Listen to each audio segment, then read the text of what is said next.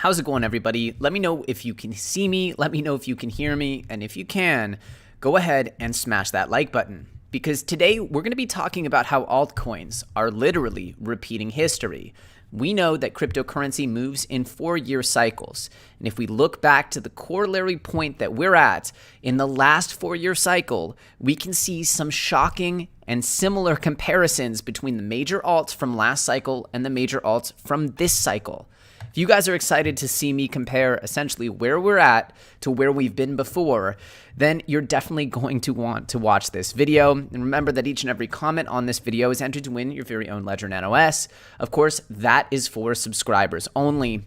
But with that said, let's dive into what makes this so special, because it's not just that altcoins are paralleling 2016, it's far deeper and far more significant than that, as we have Bitcoin, monetary policy in general, a shift towards more debt, more inflation, and now a new Bretton Woods moment declared by the IMF.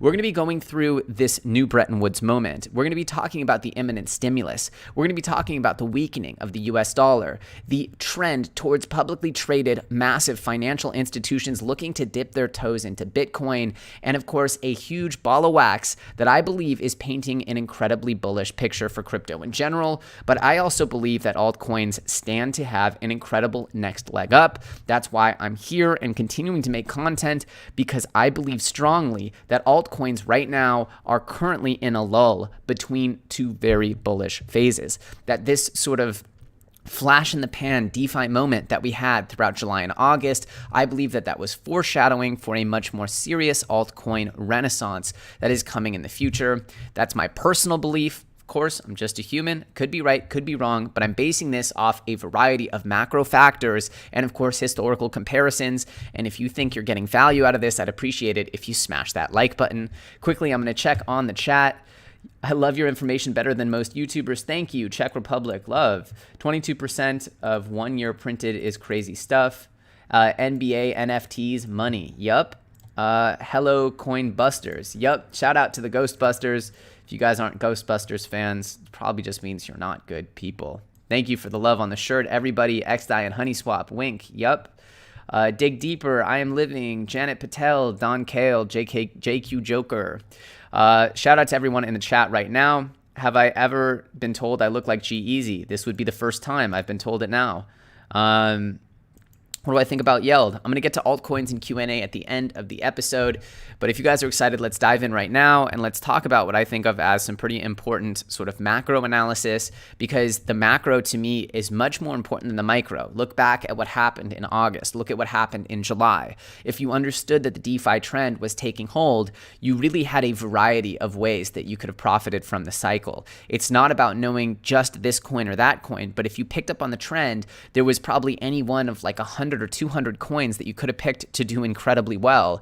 And so it's more about understanding macro trends and cycles and when to time these things as it is to understand the micro of exactly how much of which coin to get. That's my personal opinion, right? Not financial advice. But I think that we've seen this is that when the cycles turn positively for certain niches in the altcoin space, being in those niches in general is extremely, extremely profitable. So it's just about understanding, to me, what created this cycle throughout 2020, throughout July and August, and what can we look forward to as far as it pertains to a potential future cycle at the end of this year, but more likely, as I'm going to show you, in the beginning of next year. But of course, the people buying altcoins at the end of 2019 were told, you're crazy, the altcoin market is dead, how could you be investing in these assets? And of course, they were the ones who enjoyed hundreds of X's of profits throughout 2020. So with that in mind, let's dive in. Let's first talk about this IMF decision where they're talking about a new Bretton Woods moment. And then we'll talk about, of course, what the IMF has done historically and what this does to nation states when the IMF steps in. Then we're going to talk a little bit about a thread that Raoul Pal, I'm not really sure how to say his name, Raoul Pal from Real Vision Finance tweeted this morning or a couple hours ago. It was really educational. I retweeted it, but I'm going to go over it with you guys. Then we're going to talk about this shortage in Bitcoin, the trend of corporations obviously picking up Bitcoin, dollar's weakness, stimulus, and then we're going to get to altcoins. So I think you guys are really going to enjoy this one. Smash up those likes and let's dive in.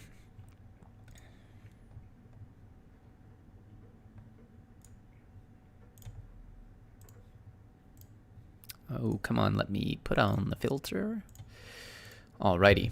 So first and foremost, we have this article from the IMF, which they're calling a new Bretton Woods moment. And I'm going to make my head just a little smaller here so it's easier to get this stuff on screen.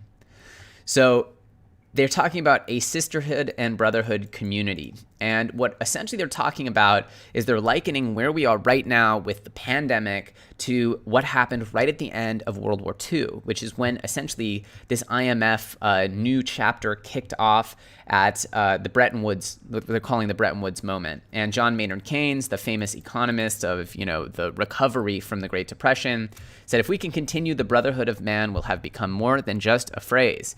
But essentially what they're talking about is infusing tons and tons of money into nation states and providing support from a financial perspective here. And what happened throughout the post-war era is that a lot of, there was also something called decolonialization, where you had a huge amount of nation states decoupling from prior colonial owners or governors. A lot of the British nation states like Jamaica, which had previously been under, colonial rule and had the benefits of certain colonial oversight, were essentially hit hard, and they had to borrow money in order to stay afloat, and they borrowed it from the IMF. And, there's an amazing, obviously Jamaica has actually bounced back from this in recent, but there's an amazing documentary called Life is Debt, where they talk about how essentially the IMF came in and Jamaica was so broke throughout pretty much the vast majority of the decades since it started taking on loans from the IMF, that they had to constantly fall into default on these loans, get slammed with crazy interest rates, and there was no way that they could even start to pay off the interest each year, much less the principal. So their debt just spiraled. They ended up in a debt spiral. And in order to achieve any kind of more financing, they had to constantly make concessions, like opening their borders for products like powdered milk from America, and essentially making it so that their local economy was forced to open up and have competitors from international markets push products in. And so that was the result, was that essentially local commerce got crushed in Jamaica by foreign imports because they were forced to import these products. And so the understanding that a lot of these countries, even if Jamaica was able to recover to some degree, a lot of countries will be in many ways completely crushed by the need to take on this foreign debt. And this is going to create a spiral, right? And so it's important to realize that this is all part of the same ball of wax that's leading to a drastic need for change in monetary policy. But this is, I think, an interesting tidbit to understand that this new Bretton Woods moment and what happened in Jamaica, they're very important topics for you to learn about if you are to understand what the IMF taking this new stance and trying to have a new Bretton Woods moment really looks like. And so I think that that's pretty important for you to understand from a macro perspective, what's happening to the global economy. I see everybody's still talking about altcoins. But we're going to go on with some macro analysis. I find this stuff incredibly important, and it's part of what I think of as helping you get an edge, right? If you want an edge on understanding what's coming next, you need to take a look beyond just the chart of insert random altcoin. But I retweeted this. This is from Raoul Pal. Raoul Pal was, I forgot, he was at like Goldman Sachs or something like that. But he's got a financial education channel called Real Vision Finance. I highly encourage you guys to check it out. It's much bigger than this channel, and they focus on more macro stuff, but he's a big Bitcoin bull. And so he says, important thread, if you don't think that central bank digital currencies are coming, you're missing the big and important picture. This is going to be one of the biggest overhauls of the global financial system since Bretton Woods. And then he cites this article about the new Bretton Woods moment. And he says, and tomorrow, the IMF hold a conference on digital currencies and cross-border payments. But it's not just the IMF. This was the first floated by Mark Carney in the Bank of England over a year ago and set the course for a new system. And so we're talking about, obviously, we had many pieces of news coming out throughout 2018 around that time about Mark Carney and the Bank of England. But his idea was to move away from the dollar and use central bank digital currencies so its effects on world trade flows and debts was not so pronounced, because obviously the US dollar is something that the US can just choose at any time to hyperinflate. And so we also have regulatory changes for banking and digital custody assets. So we know that the Office of the Comptroller of the Currency made it so that banks can store and hold cryptocurrencies. And he's essentially suggesting that this is all in anticipation of a central bank digital currency or many central bank digital currencies, and how that this change is something that we can't quite even fathom. We talk about this from time to time, but he's saying Jay Powell is about to talk about this. The International Monetary Fund did a poll here saying, in 5 years, how will you be sending money to a family member abroad? And they all said, with 73% here of respondents, of almost 3,000 respondents, said with digital currency. Obviously, maybe those are all crypto people that are just following the IMF. I'm not sure.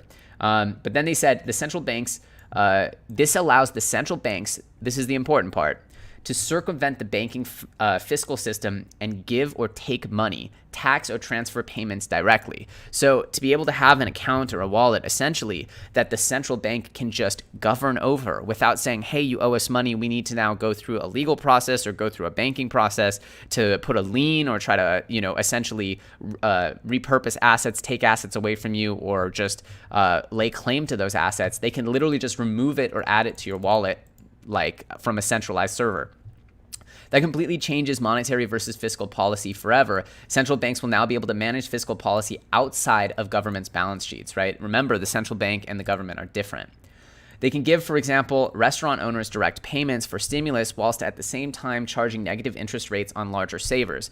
So if you wanted billionaires to spend more money and sort of stimulate the economy, you could say, hey, if you have over X amount of dollars in this account, or if you have over X amount of dollars in all the accounts connected to your estate or your identity, then we're collectively going to tax you X dollars and say you need to spend this much per week. And that's one way to stimulate the economy. That sort of gives them control over something called the velocity of money. Now, the velocity of money tracks when they inject new money into the economy, how many times that money changes hands. And typically in a healthy economy, money changes hands many, many times when it gets injected into the economy through stimulus.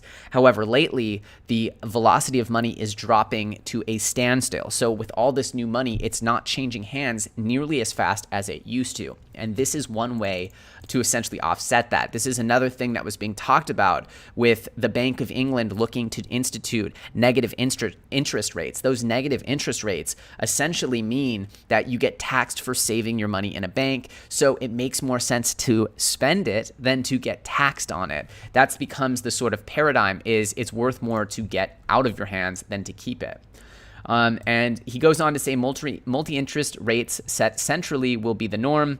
No one needs to allow the banks to set interest rates because on capital availability or risks, CBs can now create a defined cost of capital to whomever they please if they get the powers by the governments, which will come. So this is essentially saying what he says, multi-interest rates. This is what he's saying about, hey, if you're a billionaire, you get one interest rate. If you're a local restaurateur, you get another interest rate. If you're, essentially on welfare or whatever, very low income, you get a different interest rate. All of these things can be done centrally. So this is a new world of gamified interest rates that he's predicting. Remember, interest rates are one of the most critical aspects of the economy because it's essentially the price of money. How much does money cost, if you can think of it that way? Don't forget, it absolves any spending responsibility in a crisis from governments, and after 2008 and 2020, they are desperate for it. So obviously this takes a little bit more to unpack, but it's essentially saying that this is a way to move forward and forget about the sins of our money printing. And so he's saying that this will push behavioral economics to the forefront based on big data and real-time activity data. And this is what I'm talking about, right? If they find out that by adding an interest rate of taxing 0.X% on this exact group creates the money velocity that they want for a healthy and growing GDP. Well, those are the types of big data experiments that normally are saved for like Facebook, trying to make you check your friend feed more times per day. They're going to take that same data-driven sort of iterative product approach to money and economics. In some ways, this is really exciting because it's like, for the economists out there, they're going to be able to dabble and tinker with the economy in a direct way that they've never had before. However, it's also very scary because there's going to be certain liberties that are totally lost, and essentially you become kind of like a rat in a maze, responding to the stimulus, to the new rules of the game that you've been given by the government. Very, very interesting stuff here. But all of this, to me, essentially puts a significant barrier around wanting to hold not like these sovereign central bank currencies, you could see the popularity of something like Bitcoin exploding with something like this happening, especially for big money holders that don't want to risk potentially having a negative interest rate on their money. Think not maybe if you're not very wealthy yourself, think about extremely wealthy people with tens of millions or billions of dollars. That's a lot of money to put in small percent tax on, to start taxing that away from you just for holding it. The effect on the economy would be absolutely astounding. And the idea that Bitcoin wouldn't completely thrive in this environment, to me, would defy all expectation. So this paves the way for global regulatory arbitrage. Yes, there is a chance that central banks will try to suppress Bitcoin in the future, but much like suppressing gold, it's highly unlikely it will work due to the incentive and value of owning it. So this is kind of where this turns into a crypto topic, which is when you start playing with the money supply like this, the opportunity to innovate on the financial sector becomes paramount. And actually, these people will feel that pressure, that time-sensitive pressure to get out of the dollar, to get out of central bank digital currencies. So that's the sort of prediction happening here. And I think that there's something really interesting here. Obviously, if you guys don't follow Raoul Pal, Raoul GMI, I retweeted him. If you guys aren't following me on Twitter, I'm at Elio Trades. I'm posting all different kinds of content there. I actually really enjoy Twitter. I really picked it up this summer, and I encourage you guys to follow me there if you're not following me there. The link for that is in the description of this video, just under the description there. But this is part of a bigger ball of wax here, right? Because we're also seeing seller shortage on Bitcoin exchanges, especially since BitMEX is now had this crackdown. We're seeing exchanges and the reserves bleeding Bitcoin. And they're saying that Bitcoin exchanges are continuously plummeting. Bitcoin exchange reserves are continuously plummeting as analysts pinpoint the trend to potential shortage of sellers. And remember that people hodling and removing Bitcoin from exchanges is bullish for the price because there's more scarcity. It's harder for essentially the suppression of the price to continue because there's just not enough sellers. Very simply, things go up in value because there's more buyers than sellers. So without a lot of sellers, this is very bullish for Bitcoin. With the change in what's coming to this central bank digital currency policy, which we believe the writing is on the wall here. I'm a big fan of Raoul. I think that there's a lot to this theory here, that we're seeing the groundwork laid with the officer of the comptroller of the currency changing their tune and essentially enabling banks to hold crypto. We're seeing essentially the legalization of crypto through a framework. We're seeing, all this doctrine out of needing to save the world from the IMF, which is very, very bad for sort of local monetary policy. We're also seeing that corporations are buying up crypto. We know this. We saw Square, MicroStrategy, Stoneridge. And so now the idea that with my theory that they're clearing out the path for an ETF by shutting down BitMEX, by shutting down OKX, by essentially taking the biggest by the biggest futures exchanges, and those are the ones who have the ability to create these insane long and short squeezes. By essentially removing them from the playing field, there is a huge opportunity here for them to introduce an ETF, and apparently it's being actively considered by the SEC now that they're trying to clear out the field. I believe this still might be a while away, but you can see there's not just one piece of data. There's not just two pieces of data. There is an ocean of data that is coming in and showing us that there is a huge push towards something like Bitcoin. There's a huge push towards it. Whether or not it happens, nothing's a guarantee, right? But I'm very, very convinced that there is a high enough probability, there is an asymmetric return profile here, and I believe that this is going to be an era of crypto that thrives. And people are saying that this is going to result in the dollar's weakness. Again, DXY has kind of struggled here. I drew, this trend line showing it broke it, but I also drew this green trend line here because I'm trying to be fair and say, well, maybe this is a rising trend. Guys, I'm not a TA expert here. But what we know is that DXY has not exactly just gone on this big run upward here. It's not like it just shot up here back to prior highs. It's really kind of been getting rejected at these horizontal resistances. So we'll see what happens with Dixie, but if they start printing money like crazy or introducing these new types of CBDC policies, I would struggle to imagine that Dixie would thrive. And meanwhile, we still have, obviously Ice Cube is up here, but that's irrelevant. We still have essentially a 48-hour window. We will see if there is a stimulus deal passed. Obviously, my hopes for this have dwindled tremendously since since the beginning of this stimulus conversation. It seemed as though there was really going to be a deal on the horizon, but now it seems like it's just become a political football, and that both sides are just trying to position to win the election, and they both think that their approach is the right approach. I personally am saddened because the American people and people in general need help. They're hurting, they're starving. People have been forced into poverty. People who had apartments and jobs and lifestyles are now on the streets. These aren't, people who are bad for society. These to me are part of the fabric of our society. And so seeing this become just a political game makes me really, really upset. And I just hope people get the help they need. That's what I hope. And so we'll see if this happens. Crypto is also a part of this, right? I believe that stimulus is going to tremendously benefit the crypto ecosystem. If only temporarily, I believe it'll be an amazing, amazing sort of setup for crypto. And just like the first stimulus bill, I don't believe that this one will be the last either.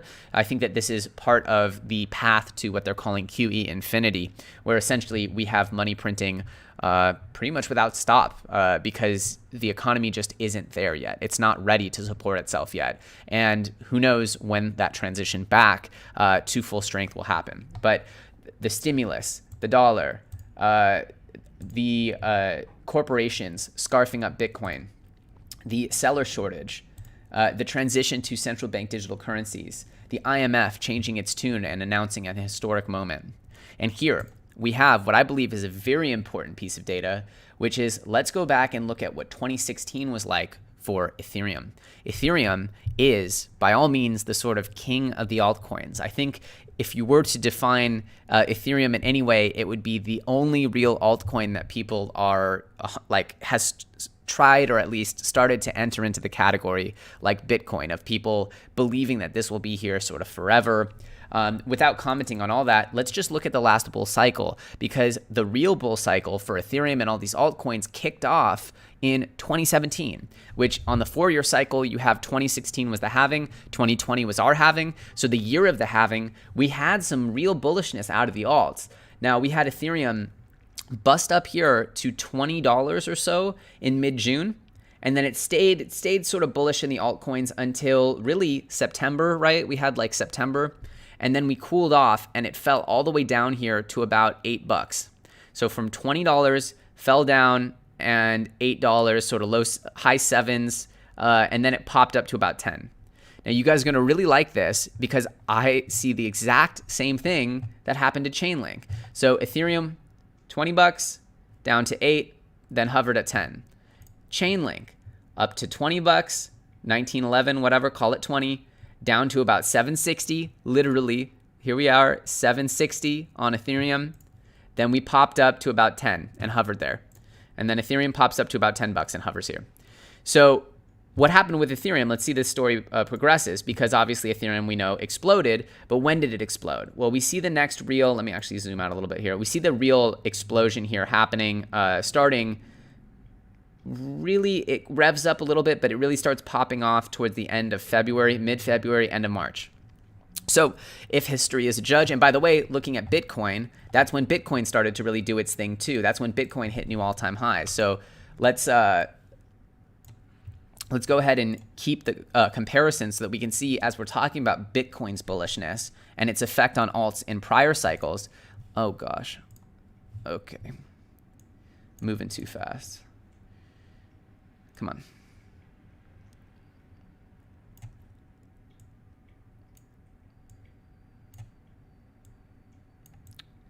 CoinGecko, stop.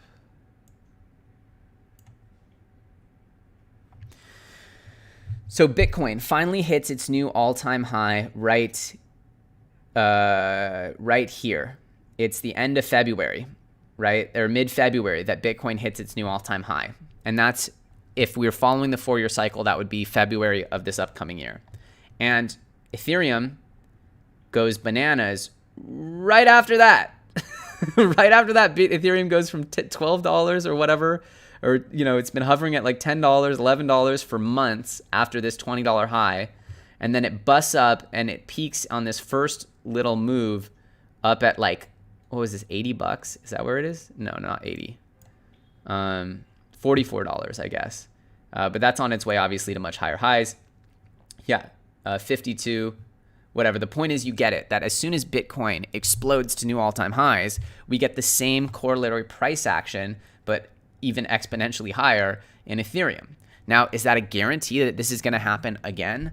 No. But look, we're seeing Ethereum essentially, obviously Ethereum's more stable, but we're seeing the main coins from this cycle, like Chainlink, have a similar moment, right? Where they bust up to these all-time highs, really bullish. People are, some people are saying it's way overvalued. Some people are saying that this is the future. And then it actually literally has almost an identical price correction off this 2016 run from, Ethereum came from 20 down to 760 and then hovered up at 10 before it got its big push in Q2 or Q1, the end of Q1 of the following year.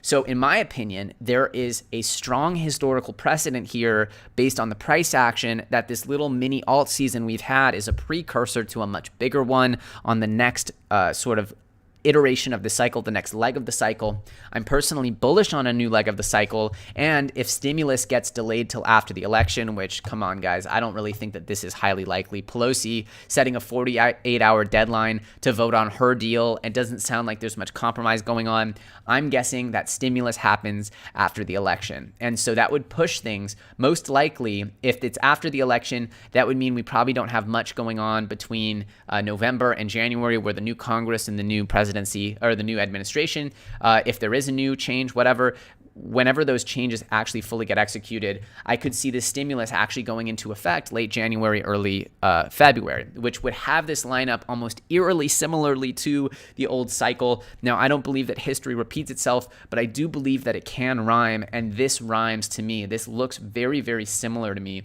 Just looking at Ethereum and Chainlink, because I think of Chainlink as kind of like Ethereum-esque. You could see Polkadot in that way as well. But just seeing these correlations to me gives me extreme excitement. Now, of course, you know as well as I do that altcoins are tremendously risky, but I personally believe that they are the key, playing altcoins right, and of course stacking Bitcoin for the long term. But playing altcoins right in 2020 to me is just the key, right? And some are going to turn against you, some are going to do amazingly, and really it's all about understanding the cycles and when these cycles happen. And if you have the foresight to see that the cycle will happen again in the future, and you get into coins that are going to benefit from it, that's really the best. Because people who were buying altcoins in 2019, everyone was saying, are you mad? Are you crazy? Altcoins haven't pumped in years. Why would you buy them? And those people who had the foresight to see that a DeFi fueled altcoin season was coming, well, they were beyond handsomely rewarded. That's generational money, I believe, that they made. So that's why I'm so bullish. If it wasn't for stimulus, if it wasn't for this stimulus incoming, if it wasn't for this insane trend of big corporations buying Bitcoin, if it wasn't for the dollar's weakness, a change of pace from the IMF, literally a potential new normal of central bank digital currencies, I mean, the writing's on the wall. What do you guys need to be convinced that crypto is making a push into the mainstream? It will be ugly, right? I made a video a while back, and it was essentially this. It was saying that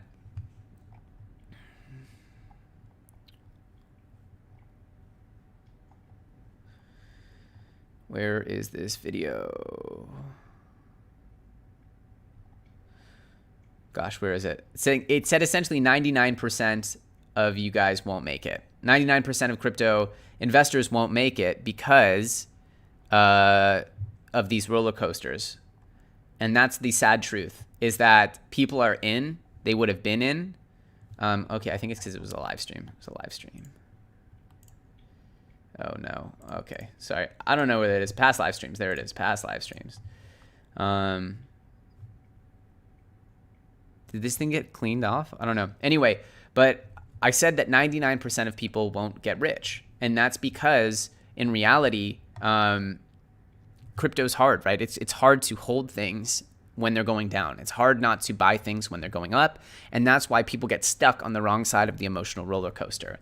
But if you're taking a level head and thinking about crypto as, hey, this is brand new to the world. Crypto, there's never been a way to protect digital assets before.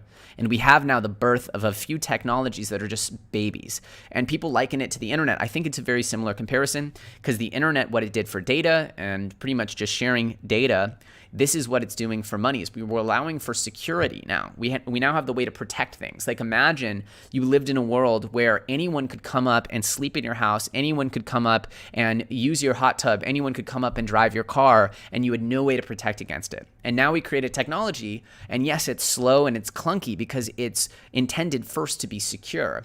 But we have a way now for you to say, nope, that's my car. Nope, that's my house. Nope, that's my hot tub. This is my life. And so you can now have the concept of property and real protection online. Yes, there was cryptography before, but this blockchain stuff is going to elevate the ability for our society to protect and promote things of value online. And so to think that this is going away to me is just silly. It's going to be ugly. I don't know where this past live stream went. I really don't know. But yeah, at any rate, I'm really excited for what's coming next. And I believe that these times that we're in, judging by the comments, there's a lot of salty, soggy people on Twitter and on YouTube. And it's clear to me that the cycle is taking its toll on people, right? And now people are losing faith, right?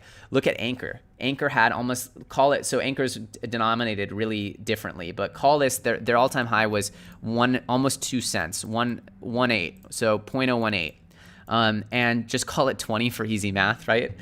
Because Ethereum was at 20, came down to 7.5, stabilized at 10. So Anchor was at, just 1.8, but call it 20, came down to 5.5, and now it's stabilizing and turning back up around 0.008, right?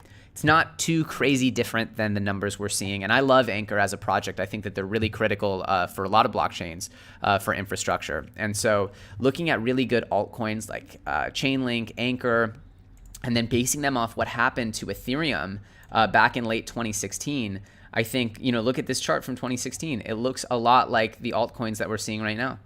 Like if you saw this altcoin right now, you'd be like, dang, this chart looks bad. This is a bad chart. And so I just think that I want to encourage you guys to look at history, look at the macro, look at where we are, and understand that the idea that we don't get stimulus, that there isn't this push towards the blockchain and crypto, that money just wants to sit in an asset that is being poorly treated in, it goes against everything that I think is logical and sound. Not that I can't be wrong. Of course, I could be wrong, but I'm pretty convinced here that we have a real opportunity for the good altcoins to deliver some amazing opportunities to its investors and its holders. And so that's what my message is that I believe we're repeating 2016. I think that there's plenty of data-based, numerical, math-based comparisons that are bang on the money and show you that the market had this little moment of excitement, but it's just nothing compared to what will happen once Bitcoin breaks through to all-time highs. Bitcoin could be being suppressed by big governments. There could be bigger, sort of larger negative actors at play, the boogeyman, if you will. But I believe that there's just too much value in Bitcoin to stay here at a $200 billion value. Maybe if it reaches the price of gold, we see 10 trillion or something in Bitcoin, I could say, well, maybe they'll suppress it there. I don't know, but we'll have to see about that stuff. I personally am of the belief that without sort of believing in the boogeyman, that we have some generational opportunities on our hands. And that's what drives me to get up and to make content each and every day and to keep delving into this altcoin space, even when it can seem kind of ugly, like the Uniswap casino.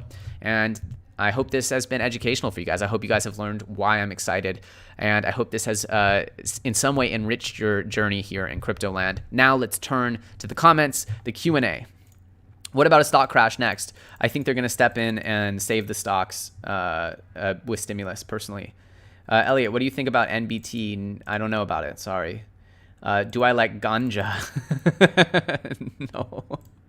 Is that a coin? Is that a coin? I can't even tell anymore. With this NFT memery, everything's gotten crazy. Have I checked out Cypherium, bro? I think so. No, I was looking at New Cypher, the one that was being added to Coinbase. Oh, let's look at that chart as well. So Coinbase, custody, they just started adding yeah, this is it. Coinbase switched up on us, guys. They switched up. So check this out. Coinbase just announced that they are part of growing the crypto economy. Coinbase Custody will also be exploring ways to serve more institutional clients across the Asia Pacific region. So this is a big statement here. They're essentially just right now starting the process of no longer gatekeeping these big Chinese coins. I tweeted this because I was a little bit just thinking like, what's been going on? Because Coinbase has been gatekeeping these Chinese coins forever. And, back in the day, Neo was the hottest thing in 2017.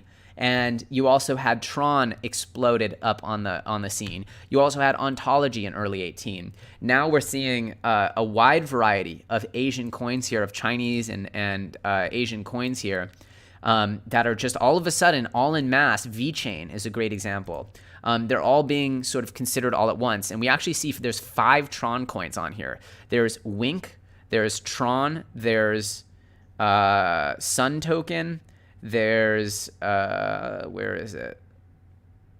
BitTorrent, Tron, Just stablecoin. So you're seeing maybe 6 coins even. We're also seeing the lack of gatekeeping now for the VeChain ecosystem. We're seeing that for Neo. We're seeing that for Ontology, and they have another coin on here. I'm not sure if I lost it in here. We have DFI Money, which is essentially the fork of YFI that was done by box mining and a lot of big Chinese sort of investors. Anyway, the point is here that we're seeing a really interesting switch, a pivot here by Coinbase. And people are saying on my tweet, I tweeted this, what do people think? I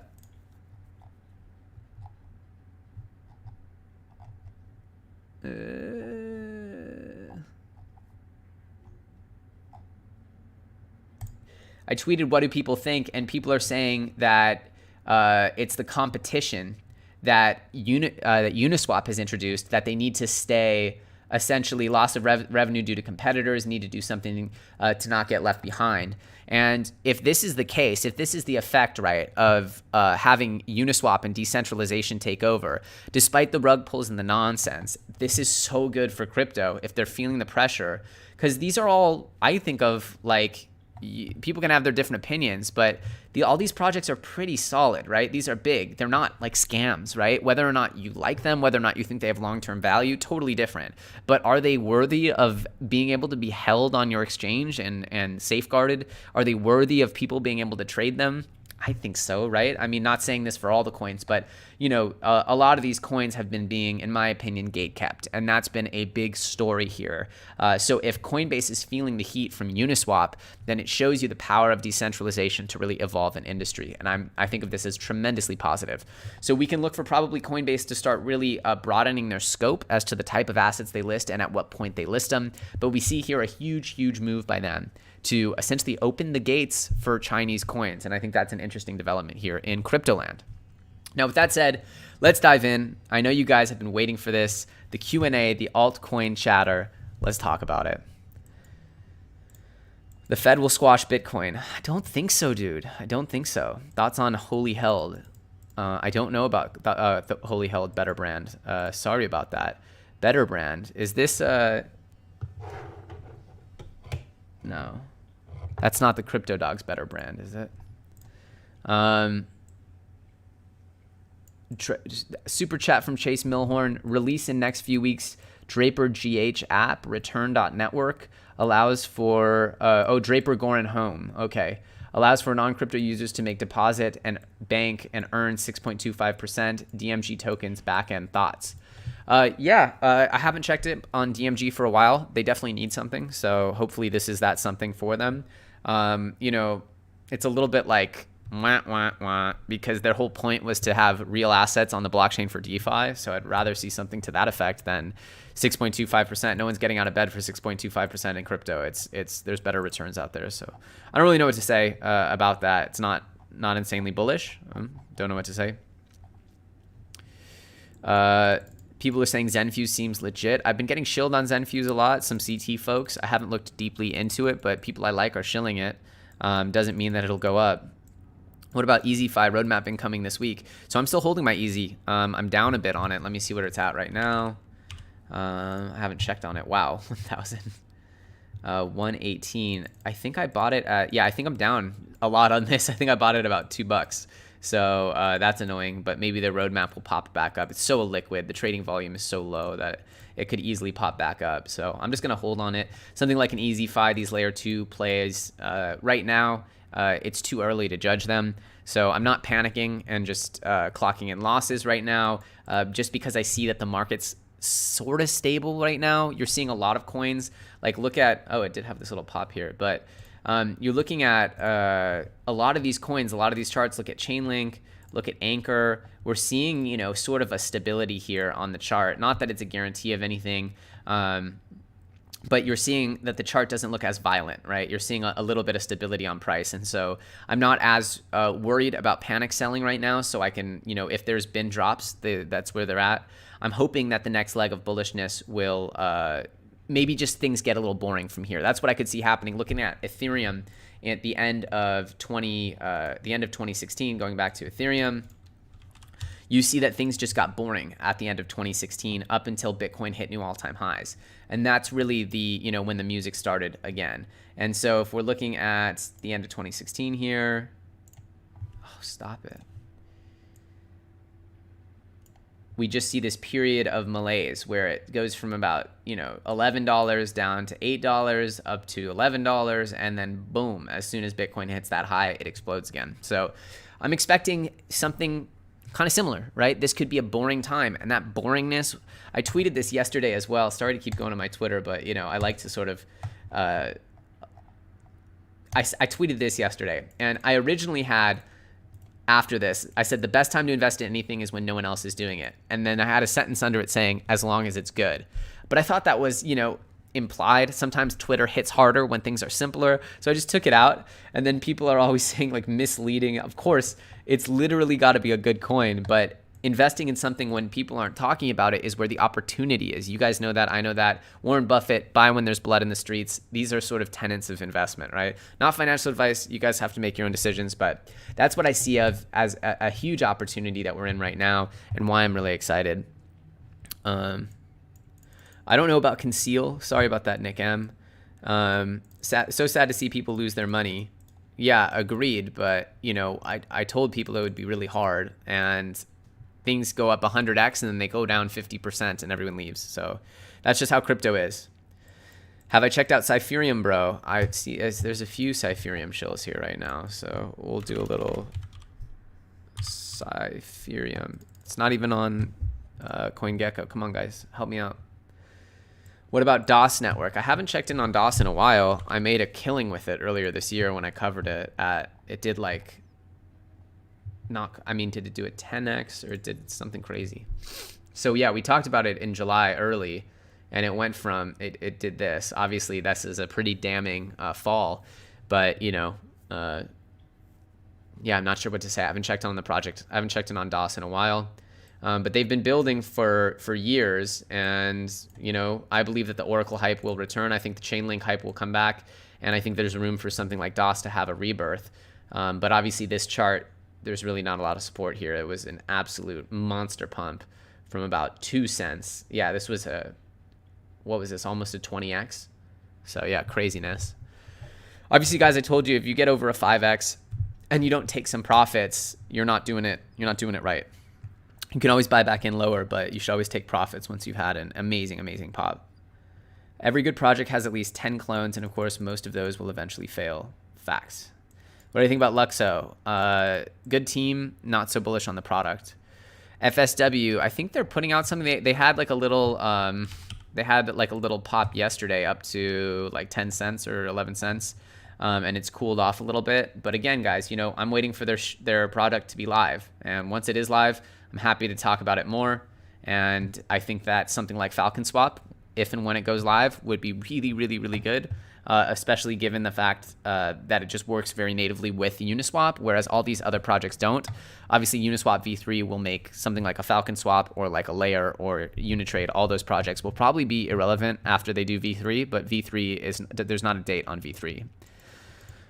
I don't know. I haven't checked out Unified DeFi in a while. They hit me up for reviews and stuff. I just never got back to them. I wasn't confident enough. What do I think about YFV, YF value? I was bullish on it based on fundamentals, but over time we've seen that total value locked TVL is just not necessarily indicative of price, because they had such an amazing TVL. They had almost $500 million in TVL, and the thing just tanked and tanked and tanked, and it was pretty damning. I lost quite a bit of money on it. Could it come back? It's hard, right? The yield farming thing has been democratized and copied and cloned so much. It's hard to say, right? But I thought that they needed to catch up on their price given their TVL. Turns out TVL is not a very good indicator of the actual value of the product, because TVL can be bought and paid for with airdrops. And so once TVL has been exhausted, or once the airdrops, the mined supply of the yield farming protocol have been exhausted, that TVL just up and moves on. And so TVL is not necessarily that great of a fundamental, and I think that's something we've learned from the first DeFi wave. But at the beginning, TVL and code audits were kind of the two things that we could use as fundamentals. So it's hard, right? DeFi is so new that evaluating protocols within DeFi is also extremely nascent, right? So I think we're learning lessons. Iron Encore, what do you think about Encore's burn? Don't know about it, but thank you for the super chat, Iron Encore. I appreciate it. Who are you going to call? Exactly. What are your news on the Pi Network? Not sure about Pi Network. I haven't looked into them. What if there's a bio switch in the COVID virus? Gosh, I hope this video doesn't get flagged because I read that comment. Any talk about the C word can tend to get videos flagged. I hope it doesn't. What do I think about Layer? Well, I like Layer. I think their anonymity as a team is a big drawback, but I like that they have put out their sort of limit order product. There's a lot of work that needs to be done. I'm looking forward to seeing where it goes. But seeing that Unitrade made it to like a $40 million market cap, I think Unilayer has some room to grow. I worry that they're trying to do too much. Like when I talked to the founder, it was just like, we're doing this and we're doing that, we're doing that, we're doing that. And it started to feel a little bit like, but as far as their product they already put out, I think that it's good. I think that they're slightly better than Unitrade at the moment. And so could they explode? They could. I certainly am holding a bunch of it. So, at the same time, these projects are risky because Uniswap v3, right? That would just essentially really, really take the wind out of any of those sales. Thank you. Great show. What about VeChain? Great product. Don't know about the tokenomics and price appreciation. VeChain had its big moment in 2017 and has never really moved that much since. Yo, that new ring is fire. Where did you get it from? I don't know what that means. Oh, these? I've had these. These are old. But thank you. Thank you, Ecomienda. Elliot, could you please review NBT Nix Bridge token? Please. Maybe. Axia V3, guys, seriously. Elliot, I'm considering more one, Harmony. Any thoughts on whether it can be a long-term play? From what I've heard, their technology is awesome, really solid project, but I have not checked in on it since probably 2019, so I'm not sure. Nothing happening with Parsec, very bad. So yeah, I have a meeting with the team tomorrow to go over what happened, understand the path forward for them, really trying to understand what happened from the team, the community, the pros and cons. And so I'm going to be digging into all of that with the team tomorrow. I like the project. I really like their tech. I'm in close communication with the team. And again, I have a bunch of my community members that were affected by this. So my goal is to obviously make sure that as much as possible, I can use my position to get them to do what's best by the community and articulate their side to the community and bring people together. Because I think there's been a big communication issue, but my goal is just to help resolve the problem, right? Because I think when teams are actually building good stuff, there's going to be bumps in the road, and that's not necessarily, some of the things that happened, was Coin Metro got hacked. So it wasn't Parsec's fault, but they resolved it in a way. I don't want to comment on it too much before I go deep with the CEO, but I'm talking with him tomorrow. So hopefully I can get some resolution, or at least bring the two sides together where the community and the project are seeing eye to eye. So that's my hope. Yeah, the latest Coinbase list is nuts as well, correct? Unilend Finance. I love Unilend. I'm holding a bunch of it. I'm excited for what they're going to do. I think it's just a weird market right now that they launched into. Alrighty.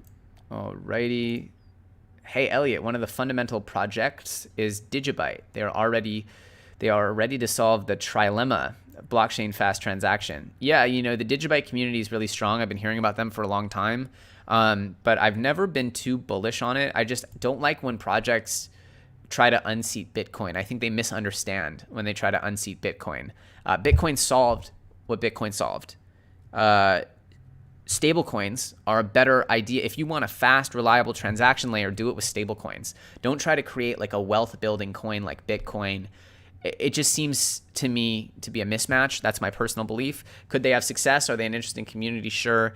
But do I see them actually unseating Bitcoin? No, I don't see any altcoin unseating Bitcoin.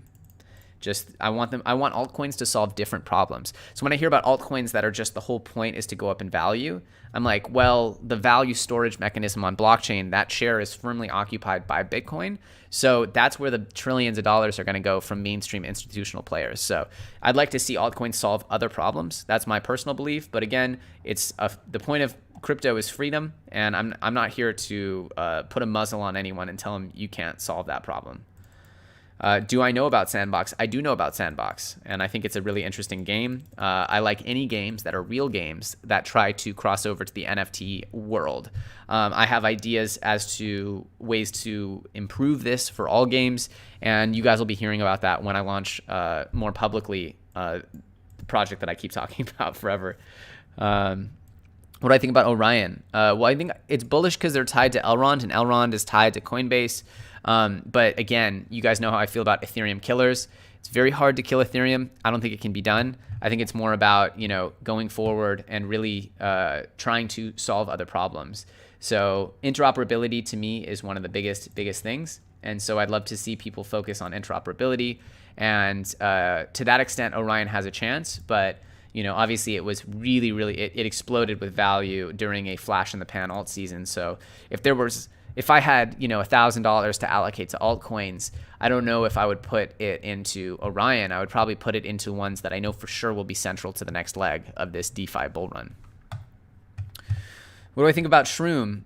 Good ideas, but again, it's all like mock-ups, right? It's like what Shroom's doing is they're trying to build.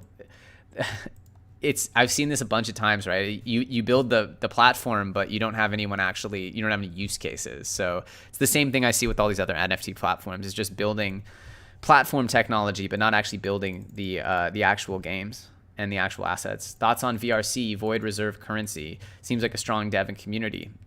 That would be something I don't know very much about. What about MantraDAO? I mean, I think MantraDAO is a good example of something that will likely come back with the next wave of bullishness, especially if Polkadot start really delivering here. I think that it would be really solid for MantraDAO. Thoughts on PundyX? I haven't heard much news out of PundyX. I know this was like one of Binance's favorite coins back in the day, and they were making a lot of news in like 2018, but I'm really not sure what the state of their project is. XDAI, HoneySwap, and Unistake. Get those divs. Yeah, XDAI, HoneySwap. Obviously, Chico's really big on those, and I think they're solid. Again, they suffer from the issue of people having to do those extra steps to get their funds over, get their liquidity over. There's some barriers there. Unistake, I like, right? I think that I like that project, right? I'm holding on to it. I did a review on them. I wouldn't have done a review if I didn't think it was good. I'm still holding. I invested pretty big in their ISO, and so I'm holding it, and I'll see what happens. I'm pretty shocked at how many divs I got off there when people originally unstaked and sold. I got flushed with divs. So even though the price went down, I got so many more coins that I'm really sort of hovering around where my initial value that I invested. But yeah, I was talking with the founder. They have some stuff coming up. Again, when there's Anon teams, you know, after I declare that I'm interested in it, I try not to go too hard on it until they actually deliver. So I'll start talking about Unistake again once they start shipping their code. Anyone check the wallets on MetaMask? There's a new token airdrop. Okay, I don't know about what you're saying there. Just talked about Elrond. Lead wallet, any info? Nope. XDAI, juiciest stake. That's on TrustSwap. They have a project called Albit that looks really interesting to me, and I plan to put in some coins into that. BTC isn't BTC, but BTC is available. How much to invest in XDAI? Yeah, that's a you question. I can't tell you. Cosmos is, again, very good for interoperability. I'm bullish on them, but again, things are so big. When you get a project so big like Cosmos, it's really hard because to grow from there, you know, you see a lot of these projects and they come into existence. I'll go over to like just the top market cap charts. And you see these projects like Tezos, right? Where this thing, you know, was so hotly anticipated, did the biggest ICO ever, you know, and then when it busted onto the scene, finally launched in late 2018, it, you know, first launched at like $3, and then at one point it got back over 3 again, and then it had this kind of push up here in August. But, you know, if you'd been holding from here, you're looking at what, like, it didn't even do a 2x really at its peak from its holdings, and most of the time has been, you know, on the downside. You know, who knows, right? I'm not taking anything away. It's just, it's to me a little tricky with these huge projects, which is why I was very bearish on Filecoin, because it's like, it's really hard for these projects that are so big to grow unless they're like really changing the world here. And so, you know, I said Filecoin was going to pretty much crash and burn. I think everybody believed that, but it's hard for these big projects that are worth billions of dollars to grow unless they're really having just insane adoption. And even with that, they can sometimes not grow. So that's sort of where I feel like is I try to stay away from projects that are that big.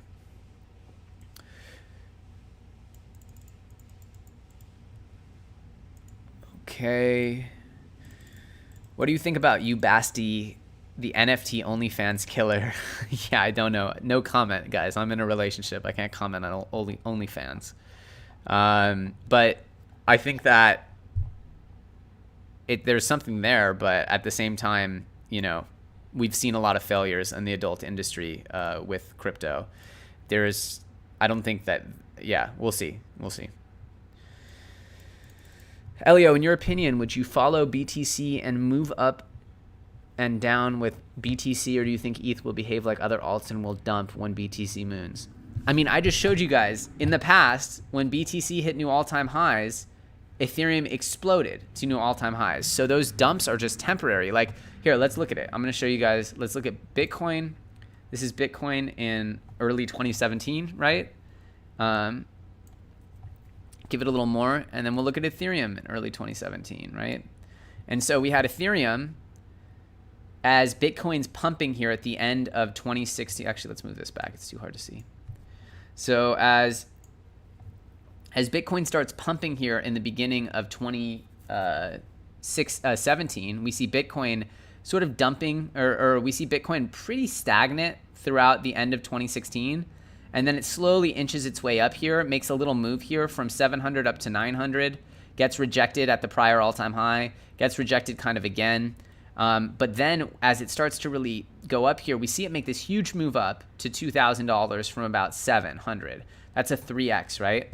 Well, look at Ethereum. Ethereum goes from at its dump peak at the bottom of the trough here, it's at like $6, and then gets up to about 10, just call it 10, and it busts up here to 52, right?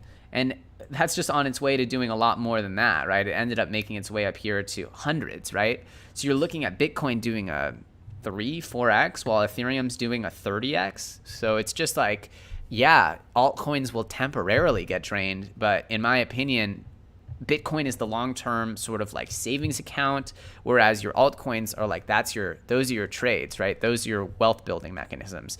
Bitcoin is going to be generous in the future, but altcoins and then taking those altcoin gains and putting them into Bitcoin, that is the flow that I think is best. You guys can make your own decisions. 1,200 people in the house, only 422 very lonely likes there. You guys, do me a favor, smash that like button. It's not just for me, it's for the YouTube algorithm. It helps more people see the channel and the content, and I really appreciate it. Also remember, each and every comment below this video, not in the chat, but below the video, is entered to win a Ledger Nano S. I appreciate you guys and all the support you give me. Thoughts on Teller? I think it's going to make a strong comeback. That's my belief. Could be wrong, could be right. Best alt to add to portfolio? That is the question, right? RSR looks great. Agreed. I really like RSR, and they're, you know, getting added to Coinbase or whatever. Seems very solid to me. But anyway, guys, we're coming up right here on an hour. This has been a really amazing session. 1,200 of you guys. I really appreciate all the support and all the love. I believe that we're in an amazing time to be accumulating. I personally see just so many data points leading me to believe that we have a huge period of bullishness ahead of us, a huge period of opportunity, and to me, prosperity in the crypto ecosystem.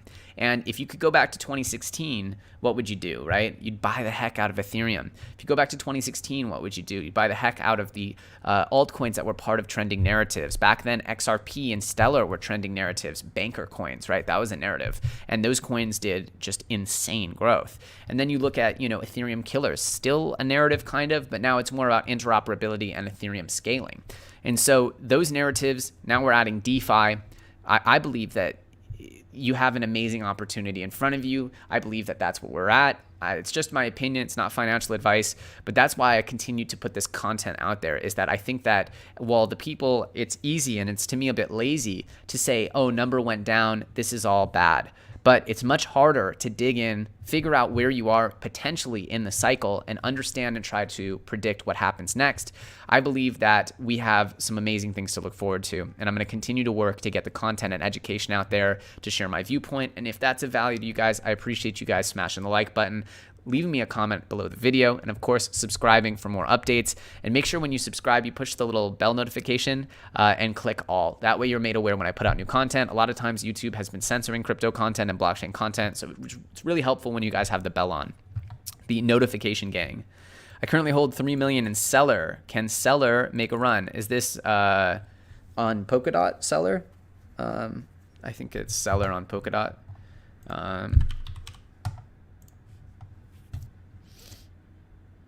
Yeah, I think so.